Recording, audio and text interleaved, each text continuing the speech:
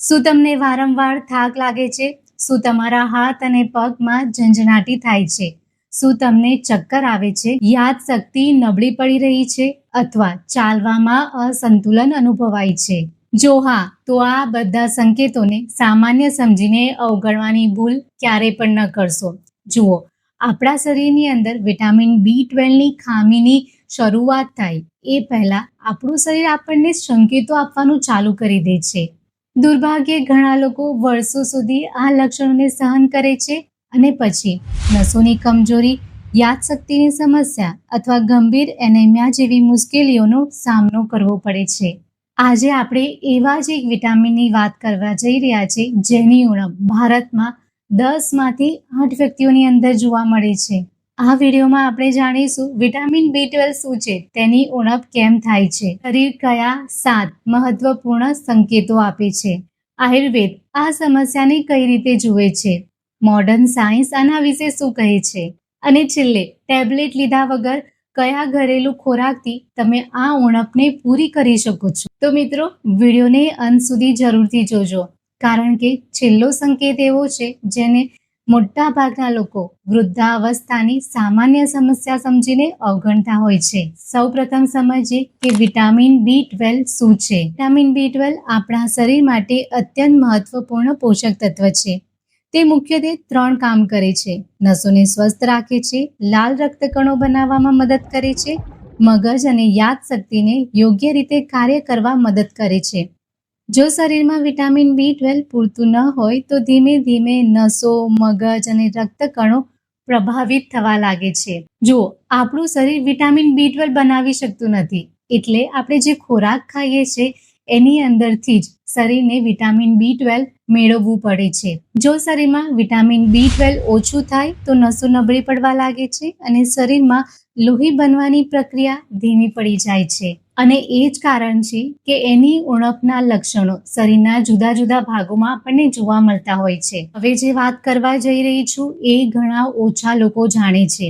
મોટા ભાગના લોકોનો એક જ પ્રશ્ન હોય છે કે સારું ખાવા પીવાનું કરવા છતાં પણ શા માટે શરીરની અંદર વિટામિન B12ની ખામી થતી હોય છે.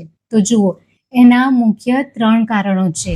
કારણ 1, ખોરાકમાં વિટામિન B12નું પૂરતું પ્રમાણ ન હોવું.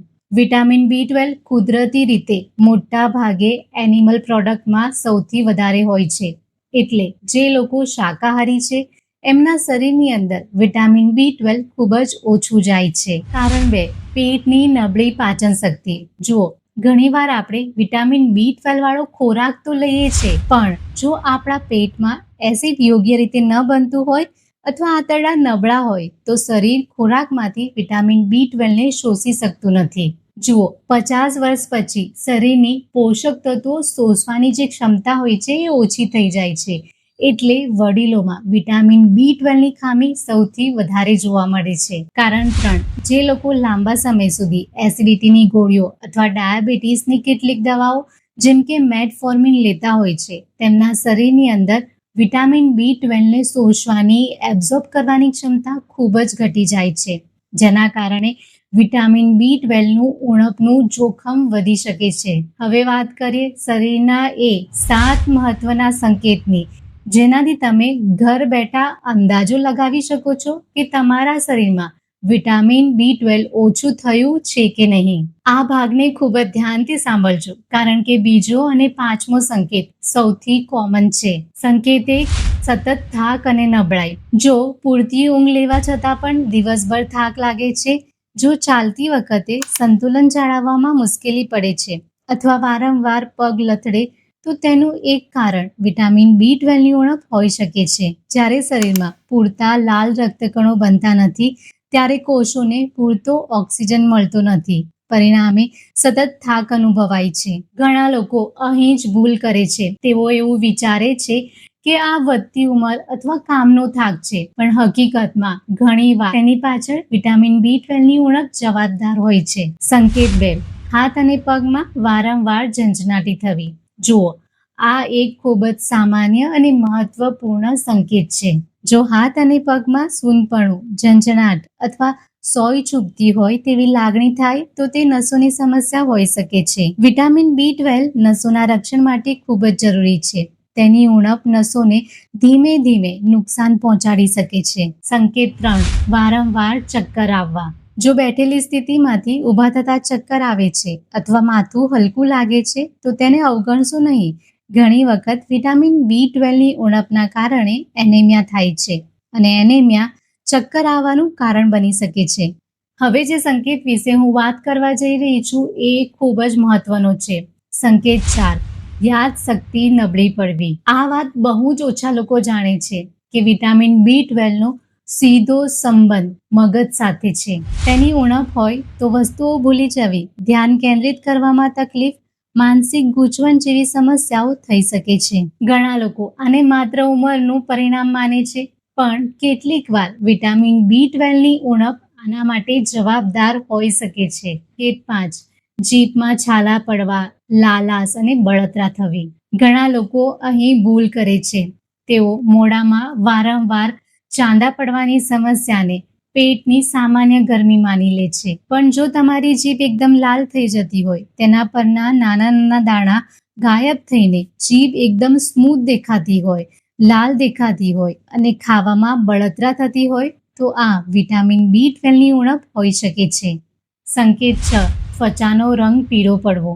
જ્યારે શરીરમાં વિટામિન B12ની ઉણપના લીધે લાલ રક્તકણો બરાબર બનતા નથી, ત્યારે ત્વચાનો કુદરતી ગ્લો જતો રહે છે. સ્કિન હલકી પીળાશ પડતી અથવા ફિક્કી દેખાવા લાગે છે. આંખનો જે સફેદ ભાગ છે એ પણ પીળો દેખાઈ શકે છે. સંકેત નંબર 7, મૂડ બદલાવો અથવા ડિપ્રેશન જેવું લાગવું. જો તમે વગર કારણે ચિંતા કરો છો, નાની નાની વાતોમાં ગુસ્સો આવી જાય છે કે ઉદાસ થઈ જાઓ છો, તો આ પણ વિટામિન B12ની ખામીનું સંકેત છે.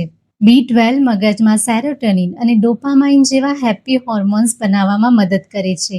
તેથી તેની ઉણપ સીધી માનસિક સ્વાસ્થ્ય પર અસર કરે છે.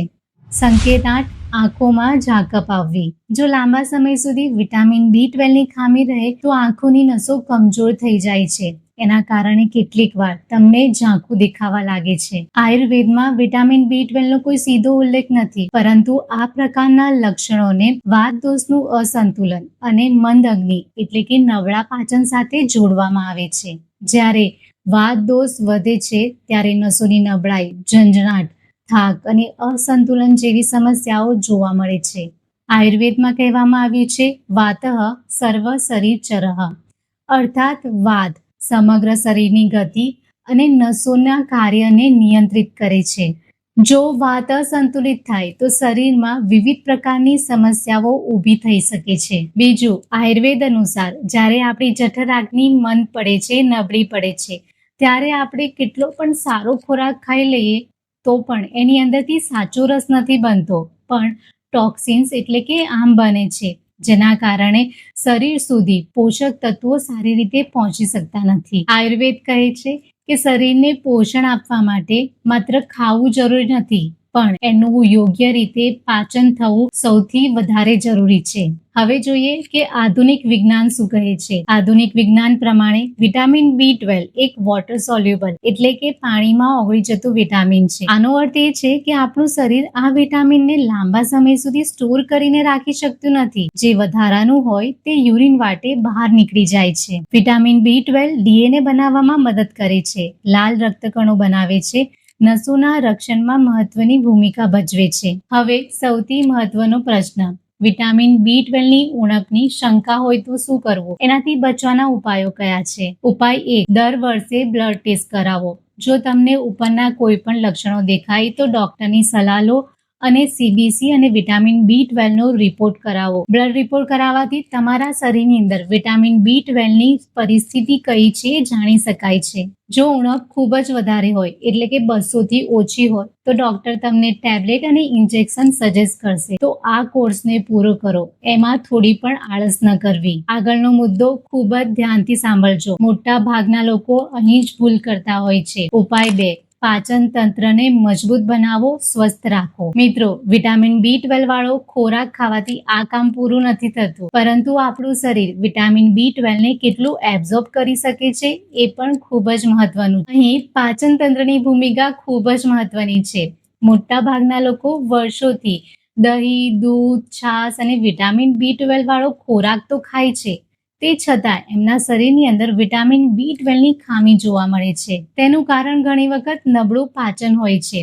આયુર્વેદમાં પાચન શક્તિને અગ્નિ કહેવામાં આવ્યું છે. જ્યારે આપણી પાચન શક્તિ નબળી હોય છે ત્યારે આપણે જે પણ ખોરાક ખાઈએ છીએ એની અંદર રહેલા પોષક તત્વો વિટામિન B12 શરીર સારી રીતે એબ્ઝોર્બ નથી કરી શકતું. જ્યારે અગ્નિ નબળો પડે છે ત્યારે ખોરાકમાંથી મળતા પોષક તત્વોનું યોગ્ય રીતે શોષણ થઈ શકતું નથી. તેથી ખૂબ વધારે તળેલું અને જંક ફૂડ ટાળો. ભોજન નિયમિત સમયે લો. ખોરાક સારી રીતે ચાવીને ખાવો.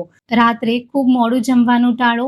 દરરોજ થોડું ચાલવાનું રાખો. પેટમાં એસિડનું લેવલ બરાબર રાખવા માટે જમવાના અડધા કલાક પહેલા આદુ અને સિંધવ મીઠું ચાવીને ખાઓ, જેથી ખોરાકમાંથી વિટામિન B12 નું શોષણ સારી રીતે થઈ શકે. આ નાના ફેરફારો તમારા પાચન તંત્રને મજબૂત બનાવી શકે છે. આ વાત ઘણા ઓછા લોકો જાણે છે કે ઘણી વખત સમસ્યા વિટામિન B12 ના અભાવની નહીં પરંતુ તેના શોષણની હોય છે. ઉપાય 3. આ માહિતી ખાસ કરીને ડાયાબિટીસ વાળા લોકો માટે ખૂબ જ મહત્વની છે. જો તમે વર્ષોથી ડાયાબિટીસ માટે મેટફોર્મિન જેવી દવાઓ લઈ રહ્યા છો તો વિટામિન B12 પર ધ્યાન રાખવું ખૂબ જ જરૂરી છે. એટલે સમયાંતરે વિટામિન B12 ની ટેસ્ટ જરૂરથી કરાવો. ઘણા અભ્યાસોમાં જોવા મળ્યું છે કે લાંબા સમય સુધી મેટફોર્મિન લેતા કેટલાક લોકોમાં વિટામિન B12 નું સ્તર ધીમે ધીમે ઘટી શકે છે. સમસ્યા એ છે કે શરૂઆતમાં કોઈ ખાસ લક્ષણ દેખાતા નથી, પણ લાંબા ગાળે ધીમે ધીમે ઝંઝણાટી, થાક, હાથ અને પગમાં નબળાઈ, યાદશક્તિની સમસ્યા જેવા લક્ષણો શરૂ થઈ શકે છે. ઘણા લોકો આ લક્ષણોને વિટામિન B12 ની સામાન્ય અસર માને છે, પણ કેટલીક વાર એની પાછળ વિટામિન B12 ની ઉણપ હોઈ શકે છે. તેથી જો લાંબા સમયથી તમે ડાયાબિટીસની દવા લઈ રહ્યા છો તો ડોક્ટરની સલાહ મુજબ સમયાંતરે વિટામિન B12 ની તપાસ કરાવવી ફાયદાકારક બની શકે છે. ઉપાય 4. સંતુલિત આહાર લો. વિટામિન B12 ની ઉણપથી બચવા માટે સંતુલિત આહાર લેવો ખૂબ જ જરૂરી છે. શરીરને માત્ર એક જ પોષક તત્વની જરૂર નથી હોતી, તેને પ્રોટીન, વિટામિન્સ, ખનિજ તત્વો અને એવા બીજા ઘણા બધા પોષક તત્વોની જરૂર હોય છે. એટલા માટે ખોરાકમાં વિવિધતા રાખવી ખૂબ જ જરૂરી છે. તમારા ભોજનમાં દહીં, દૂધ, પનીર, છાશ, ટોફુ, મશરૂમ, લીલા શાકભાજી, દાળ અને કઠોળ જેવા પૌષ્ટિક ખોરાકનો સમાવેશ કરો. જ્યારે શરીરને પૂરતા પોષક તત્વો મળે છે ત્યારે વિટામિન B12 નું એબ્ઝોર્બ પણ ખૂબ જ સારી રીતે થાય છે. ટેબ્લેટ લીધા વગર શરીરમાં કેવી રીતે વિટામિન B12 ને વધારી શકાય? તો આ 5 ખોરાકને તમારા ડાયટમાં સામેલ કરો. પહેલું, દેશી ગાયનું દૂધ અને છાશ. દૂધ અને તાજી બનાવેલી છાશ અથવા દહીં વિટામિન B12 નો બેસ્ટ સોર્સ છે. દહીં ભારતીય ઘરોમાં મળતો સૌથી પૌષ્ટિક ખોરાક છે. ખાસ કરીને બપોરના સમયે જો દહીંનું સેવન કરવામાં આવે તો એ ખૂબ જ ફાયદાકારક બની શકે છે. દહીંમાં રહેલા સારા બેક્ટેરિયા આપણા આંતરડાના સ્વાસ્થ્યને સુધારવામાં મદદ કરે છે. જ્યારે આંતરડું સ્વસ્થ રહે છે ત્યારે પોષક તત્વોનું શોષણ પણ વધુ સારું થાય છે. બીજું, પનીર અને ચીઝ. ઓર્ગેનિક કે ઘરે બનાવેલું ચીઝ કે પનીર શાકાહારીઓ માટે બેસ્ટ વિકલ્પ છે, પણ પનીર અને ચીઝ ખૂબ જ મર્યાદિત માત્રામાં લેવું. ઇડલી, ઢોસા, ઢોકળા જેવા આથો આવેલા ખોરાકમાં કુદરતી રીતે વિટામિન B12 નું પ્રમાણ થોડું વધી જાય છે. કેટલાક પ્રકારના મશરૂમ જેમ કે સિયાતા કે મશરૂમ અને બજારમાં મળતા ફોર્ટિફાઈડ અનાજ જેમાં ઉપરથી વિટામિન્સ ઉમેરેલા હોય તે લઈ શકાય છે. ફણગાવેલા મગ કે ચણા ખાવાથી પણ પેટનું સ્વાસ્થ્ય સુધરે છે અને પોષક તત્વો મળે છે. હવે એક વાત ખાસ ધ્યાનથી સાંભળજો કે કેવા લોકોએ પોતાના વિટામિન B12 પર ખાસ ધ્યાન આપવું જોઈએ. જેમ જેમ ઉંમર વધે છે તેમ તેમ પેટમાં એસિડ ઓછું બને છે, એટલે મોટી ઉંમરે વિટામિન B12 ની ખામી ખૂબ જ સામાન્ય છે,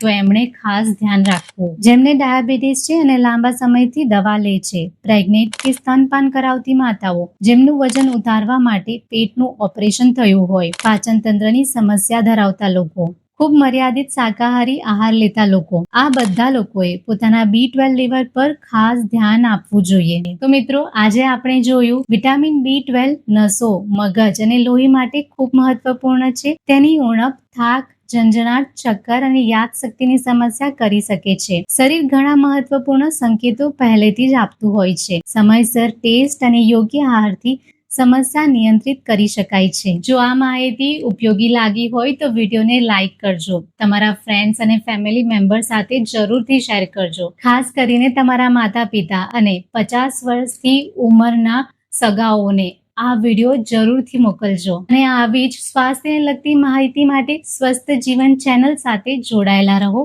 ધન્યવાદ.